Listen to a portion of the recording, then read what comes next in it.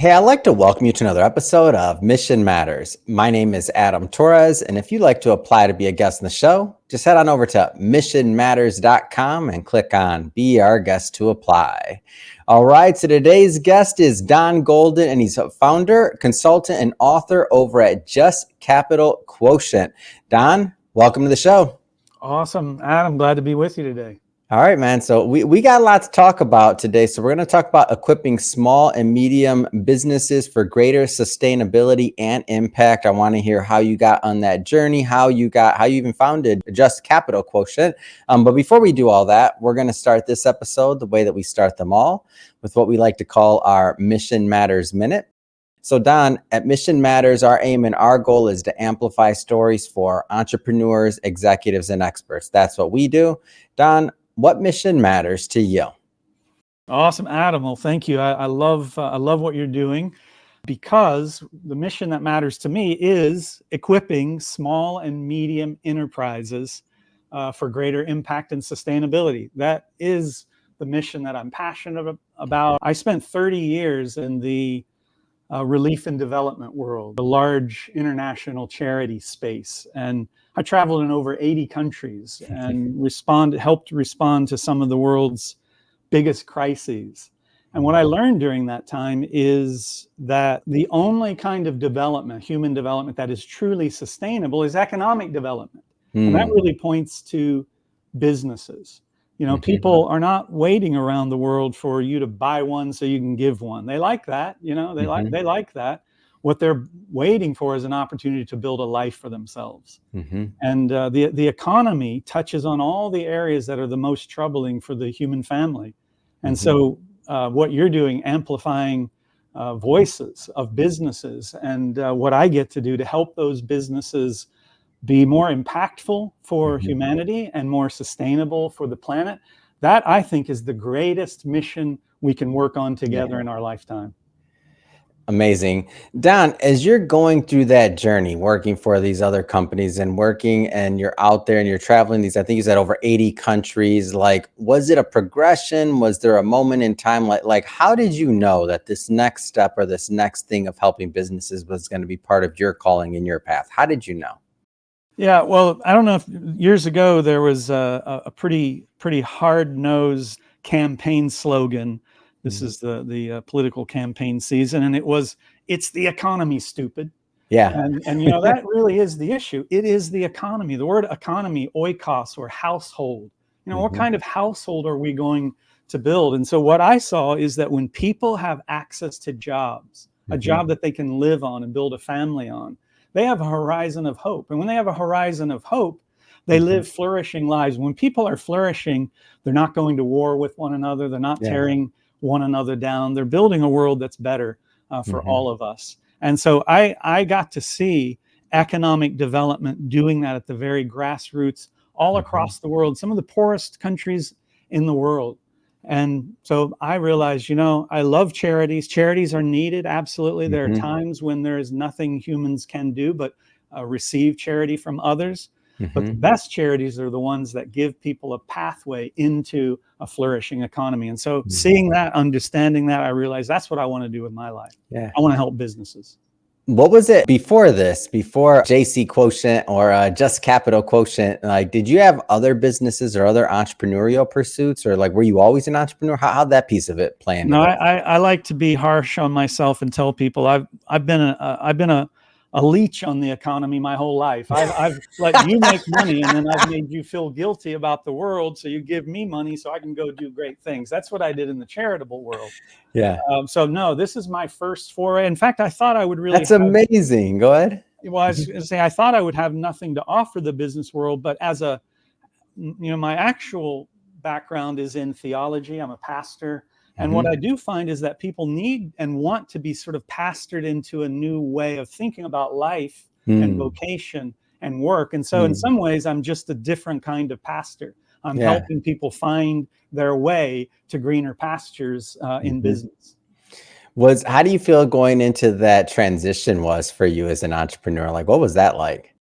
It was very exciting. I felt like I was entering more of a faith journey. I left faith charity environment and went into the sort of secular business world, and it took Yeah. more faith, which was interesting. So That is interesting. I felt like I was on a faith journey, and Mhm. it's revitalized my life and my energy.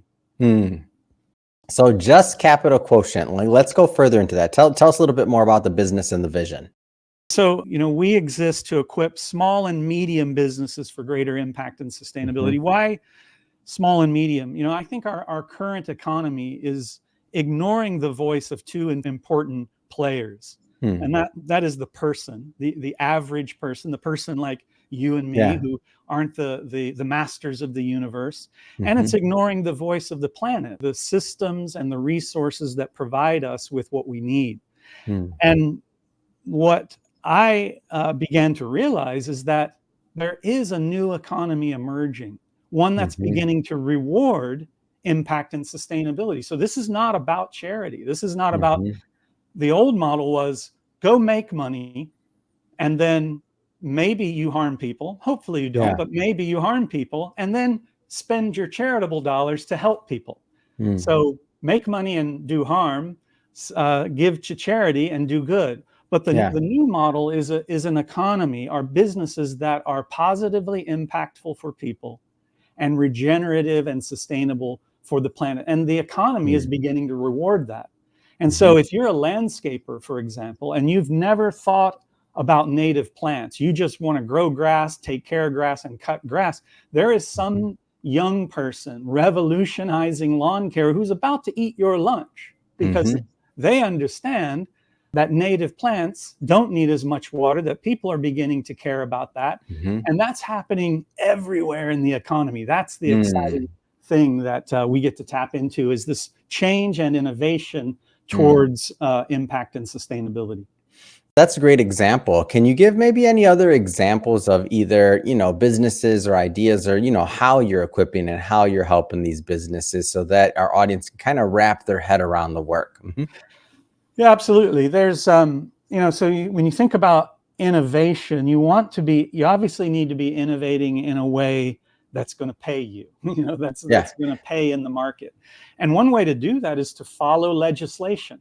And I Mm. find a lot of small and medium businesses resent legislation, as we all Mhm. do. Who wants the Yeah. government dipping into your business? Yeah. But they are. And so when you can find out ways that laws are changing and that Mhm. it's influencing your industry. And so Mhm. I'll give you an example. The Mhm. painting industry, coatings and paintings. Mhm. I've become an expert in that because some of our clients are painting and coatings companies. But there's a whole wave of what are called EPRs, or extended producer responsibility bills, Mm. crossing the nation, and they're impacting painting. So in 13 states now, Mhm. the manufacturer has to provide you a way to return unused paint. And so Mm. if you're a company that's not paying attention to that, you're going to miss the fact that unused paint can be recycled, and that recycled content paint can lower your materials cost by up to a third. And some Wow. really industrious young guy that probably looks like you and has a handsome red tie on like that, he's thinking about, how can I use this new recycled content paint to lower my Mm. materials costs and undercut my competitors and sell Mhm. more painting jobs. So that's happening in the painting industry. Mm. It makes a lot of sense. And so one of them would be, that's a good example, by the way. So legislation, seeing what's going on in the government side of things, sustainability, I'm guessing manufacturing, like there's just, Absolutely. this Yeah. I touches mean, every different level, huh? yeah, absolutely. We could just jotting a few highlights for this chat. Packaging, Mm. packaging is going, plastics industry. We create something like 300 million tons of plastic annually. I don't know what that means. So That's I so tried much. to, That's so much. yeah, I asked AI, can you tell me what 300 million tons of plastic looks like? And it said, well, imagine 200 million, the weight of 200 million cars, Mm. or 240,000 Olympic sized swimming pools. So Wow. that's the plastic we're generating every single year. So if you're finding new ways to tackle that problem, Mm. biodegradable packaging or reducing single-use plastics, you're getting Mhm. out ahead. The whole clothing industry, it used to be all about fast fashion. There's some crazy statistic about the average new piece of clothing being only worn 2 or 3 times or something like Yeah. that. And that's moving to circular fashion. And it's becoming fashionable Mm. to engage in circular fashion, and energy efficient appliances, solar everything coming Mm. online. And I had already mentioned sustainable landscaping. So Yeah. almost every field, I think there are 3 categories in the Mhm. way that businesses may think about themselves. One is, none of this applies to me. Now, Mhm. I actually don't think that's true, but there are some industries maybe where it's hard to say. Mhm. Then there's the other category where you are facing risk if you don't Mm. know about this. If you don't know about native plants and you're in that industry, you Yeah. face the risk. This young person about to eat your lunch. But you Mhm. also have a window of opportunity for innovation.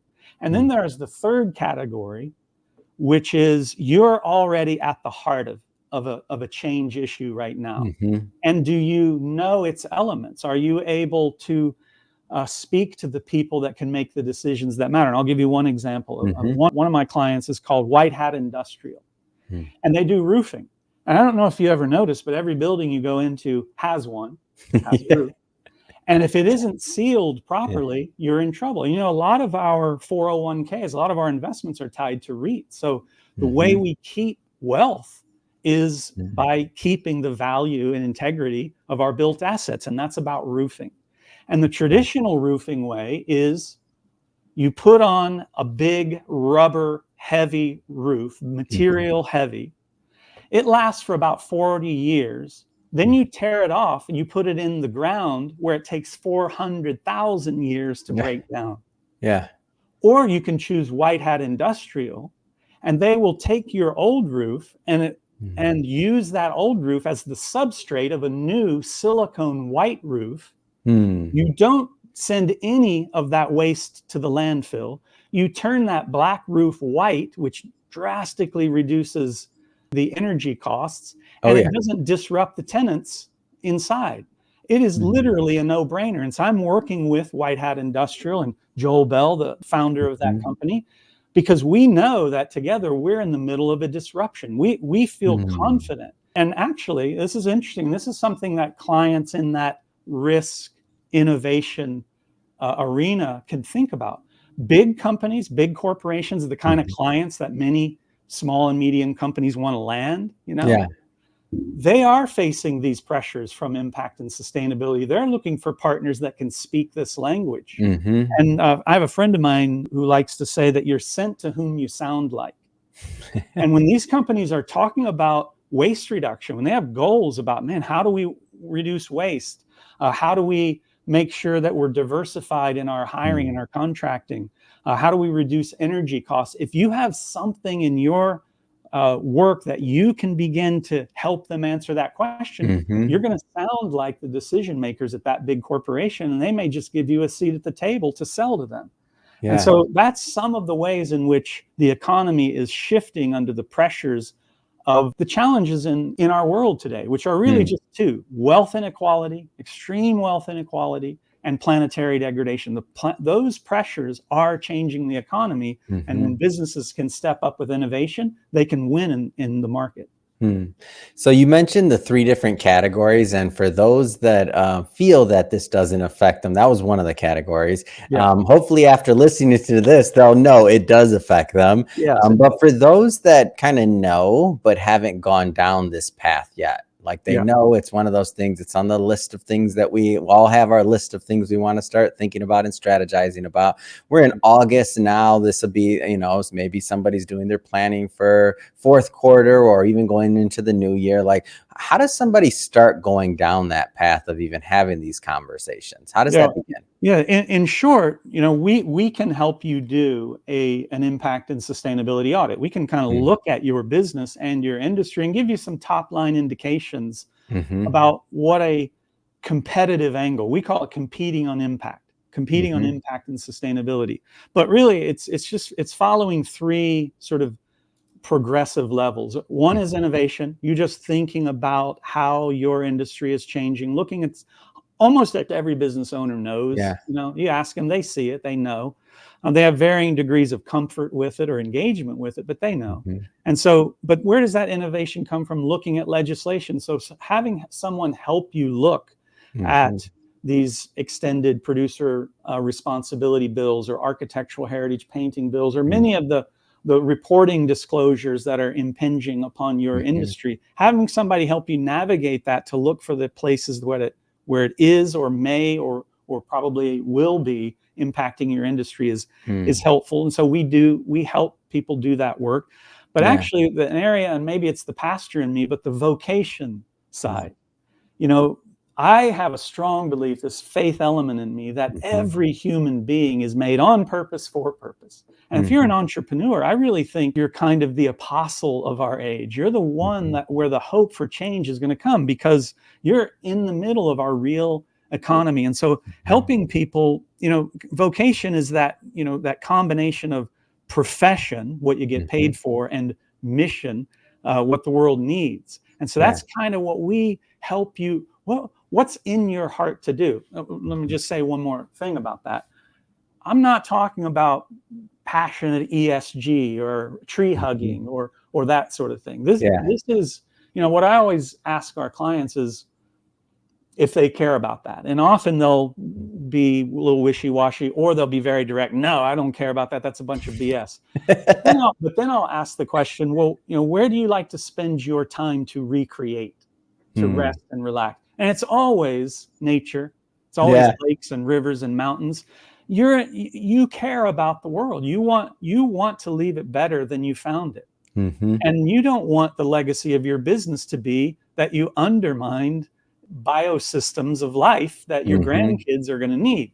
And so learning what is my responsibility and what is my opportunity to learn more about the challenges of our planet and of our societies, and how my business can become part of the solution. And by the way, could I win in the market because of that? I mean, that's turning your vocation into your mission into your vocation, and that's called a fulfilling life. And that's one of my favorite parts, is that this is that last piece that you mentioned, is that this discussion is kind of moving, not saying that it shouldn't have always been there in terms of sustainability, what's good for the environment, all that, because ultimately, we live in it, right? We're not getting another Earth right now anytime soon. So we want to be able to enjoy this Earth while we have it, right? But the fact that now it's turning into like good business as well, like the stakeholder capitalism side of things. Go a little bit further in that side and like what you see and why it's good for business. Yeah, I actually think we're in the middle of a business paradigm shift, a true an epical shift. And it is these pressures forcing us. And I like to use the term the trade winds of the economy. There's a documentary out called Who Killed ESG by the Financial Times. And the punchline of that documentary is ESG has taken some hits, but sustainable economic challenges and innovation are here to stay. There are too many forces. So that's this epical shift to a new kind of economy is one that is more positively impactful and more sustainable for people and more sustainable for the planet. And likely your business, whatever it is, has some connection to that. And what I love to do is first help you find in your own heart why that matters, why you should care, or why you already do care, and how it relates to your business. So I think we're in an epic defining shift to a new kind of economy that you rightfully called a stakeholder economy. So one of the things I like to do on this show, Don, is once I find out I got an author on the show, I love promoting books. I like talking about them. So I definitely have to bring this up. I know you have a book out there. So Jesus Wants to Save Christians, Learning to Read a Dangerous Book. Yes. What was the inspiration for this? Yeah, so I was pastoring a church with a friend of mine years ago in Michigan, a guy named Rob Bell, who is an author himself, a prominent author. And the Iraq War was ramping up, and we saw that Christians who are supposed to like love your enemies were all encouraging us to drop bombs. And we were kind of thinking, maybe faith shouldn't be a source of division or social fracture, or in the case of what we're talking about today, ecological indifference. Many people of faith think, oh, we don't need to care about the economy because, or the planet, because we're going to die and go to heaven, and this place is, secondary. Yeah. But Jesus said, thy kingdom come, thy will be done on earth as it is in heaven. So the idea behind the book is sometimes we Christians participate in the very things that Jesus came to save us from. And we want to see those people of faith and their faith compelling towards acts of peace and healing and loving stewardship of the earth, being leader. What I have found in the ecological movement, there's actually a lot of despair. People don't have hope. They don't have faith. Well, people of faith are the ones that can bring a vision that even dead things can live again. And so Jesus wants to save Christians. As I think about the message of that book today, it was written years ago, but today I think Jesus wants to save the planet, actually, because it's the life support system for everything we love. And I think Jesus wants to save people from despair, from not having a horizon of hope that they can have a flourishing life. And I think people of faith, many of my, America, a third of Americans claim church attendance and active faith. And so many people of faith are seeking a way to put that faith into action. That's something I very much love to help them do. But then people who don't have an active faith are often looking for something deeper within them. And I love to help them as well. So yes, thank you for mentioning Jesus wants to save Christians. It's really a look at the Bible in such a way that helps us understand what God is calling us to do to make a difference in the world. Now I know it's a full book, and I'm sure there's many messages and things that you want your readers to get out of the book. But if there was one that, like, after somebody's done, reading the book, what do you hope they walk away with? That their power and their privilege is not something to ignore. It is something to embrace and to understand why they have it. And the message of our book is that God gives power and privilege for one reason, and that is that you will uphold justice and what is right for others. And that means, I think, for people in planet today. And that's the key message. Celebrate your power, your wealth, your privilege. It's awesome. God's blessings are awesome, but they're there for a reason. In some ways, the only way to keep our power and privilege is to find appropriate ways to distribute it and to give it away, so that your life is kind of a conduit of those blessings that can continue to flow. So what's our power and privilege for, and how can we use it in the world for good? That's the key message of the book. Amazing. Well, Don, this has been so much fun having you on the show today. I'm glad that we finally got together and got to do this. If somebody's watching this or listening to this and they want to follow up, continue the conversation about Just Capital Quotient, or even pick up a copy of your book, how do they do that? Yeah, you can pick up the book on Amazon or anywhere that you buy books. It's available, and reach out to me, find me on LinkedIn, or come to my website, justcapitalquotient.com, justcapitalquotient.com, and right on the landing page, it'll give you a way to connect with me. And I'd love to give you kind of a free top line analysis of, hey, here's something going on in your industry and something we could think about together. So find me on LinkedIn or come to my website, justcapitalquotient.com. Perfect. And for everybody listening and watching this, just so you know, we'll put the links to all that in the show notes, so you can just click on the link and head right on over. And speaking of the audience, if this is your first time with Mission Matters and you haven't done it yet, hit that subscribe or follow button. This is a daily show. Each and every day, we're bringing you new interviews, new content, and hopefully new inspiration that can help you along the way in your journey as well. So again, hit that subscribe or follow button. And Don, man, so much fun. Until the next time, thank you so much for coming on. Awesome. Thank you, Adam.